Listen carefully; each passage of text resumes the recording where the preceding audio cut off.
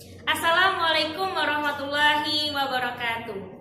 Innal hamdalillah nahmaduhu wa nasta'inuhu wa nastaghfiruhu wa na'udzu billahi min syururi anfusina wa min sayyiati a'malina may yahdihillahu fala mudhillalah wa may yudlil fala hadiyalah.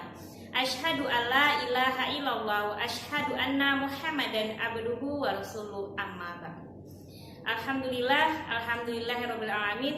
Kita masih bersyukur kepada Allah Subhanahu wa taala karena dimana anak ustazah harap dalam keadaan sehat dan tetap menjalankan aktivitas dan ibadahnya di rumah, serta ustazah masih diberi kesehatan oleh Allah agar bisa menyelesaikan videonya. Nah, jadi anak ustazah jangan lupa dengan ibadahnya di rumah. Ingat, kali ini ustazah akan memberikan nasihat kepada antum sebelum memulai videonya. Sebuah hadis, tolabul ilmi faridotun ala kulli muslim. Wajib menuntut ilmu bagi setiap muslim. Hadis Ibnu Majah. Nah, hadis ini mengingatkan kita bahwasanya kita dituntut untuk menuntut ilmu. Menuntut ilmu yang seperti apa? Menuntut ilmu yang berdasarkan sunnah Rasulullah SAW, berdasarkan Al-Quran dan hadis. Nah, jadi dalam kita menuntut ilmu, kita akan mendapatkan pahala dari Allah Subhanahu wa taala yang akan bernilai ibadah. Nah, jadi bagi anak ustazah, jangan lalai dalam mengerjakan tugasnya. Antum diberikan amanah dan diberikan tanggung jawab untuk mengerjakan tugas di rumah, itu sama dengan antum lagi menuntut ilmu. Nah, jadi tidak ada yang sia-sia yang akan dikerjakan. Anak ustazah akhir-akhir ini masih banyak yang tidak mengerjakan tugasnya.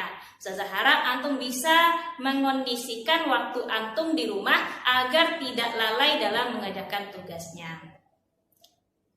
Baik, mungkin itu saja yang ustazah sampaikan kali ini. Ustazah harap antum dapat memahami apa yang ustazah sampaikan. Baik anak ustazah, kali ini kita akan membahas materi baru, yaitu mengenai gaya dan gerak. Nah, sebelumnya ustazah akan membahas gaya terlebih dahulu. Apa yang dimaksud dengan gaya dan apa saja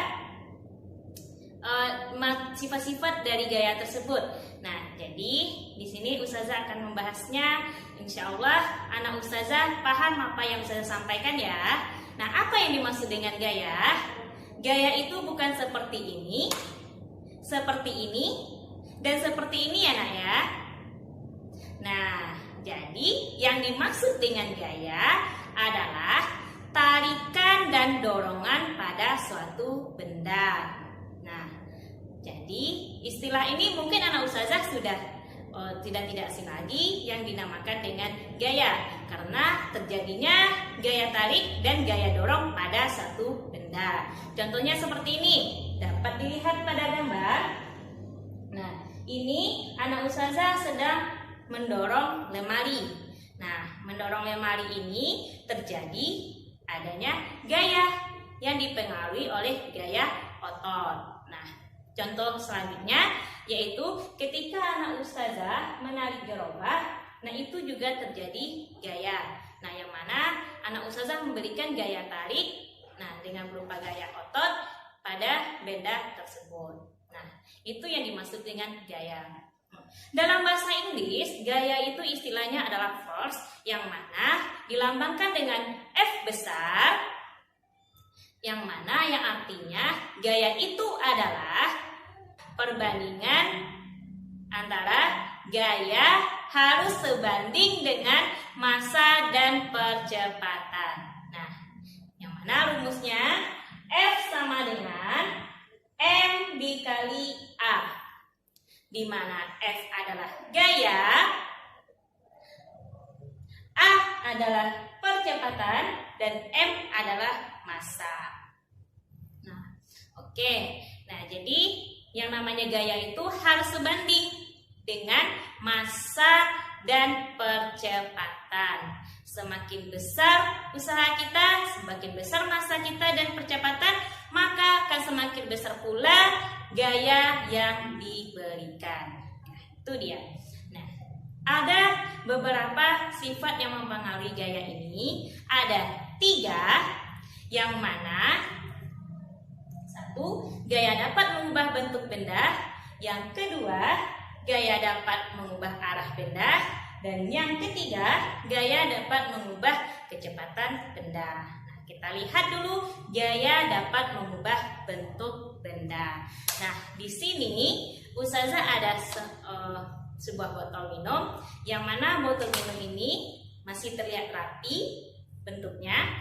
Nah, jadi bagaimana gaya ini dapat mengubah bentuk benda? Coba perhatikan anak Ustazah.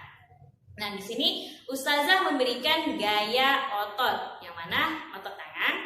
Nah, di sini Ustazah memberikan gaya otot. Nah, di sini terjadi perubahan bentuk benda, yang mana botol ini dia rusak. Nah, itu yang disebut dengan gaya mengubah bentuk benda. Nah, jadi di sini Ustazah memberikan gaya otot. Nah, dia mengubah bentuk benda dari yang terlihat rapi tadi dan berubah menjadi rusak. Nah, itu dia gaya mengubah bentuk benda. Oke, yang kedua, gaya mengubah arah benda. Nah, apa contohnya? Nah, ketika anak Ustazah bermain bola, nah, bola ketika mengarahkan ke gawang arah lawan, nah, anak Ustazah mendorong bola dengan kepala. Nah, itu anak Ustazah mengarahkan ke gawang. Nah, itu terjadi perubahan arah benda.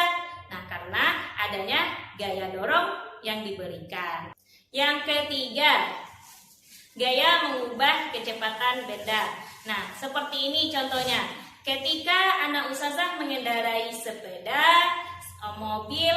Nah, ini ada contohnya. Ketika mengendarai mobil, kecepatannya itu awalnya normal. Nah, jadi biasa kecepatannya. Nah, lalu ketika kita injak pedalnya, nah, kecepatannya berubah menjadi cepat, laju dia. Nah, itu artinya gaya dapat mengubah kecepatan benda. Baik, anak Ustazah, mungkin materi kali ini cukup ya. Nah, Ustazah harap anak Ustazah paham apa yang Ustazah sampaikan tadi. Dan untuk pertanyaannya, nah, yang pertama, apa yang dimaksud dengan gaya dan apa rumus dari gaya tersebut?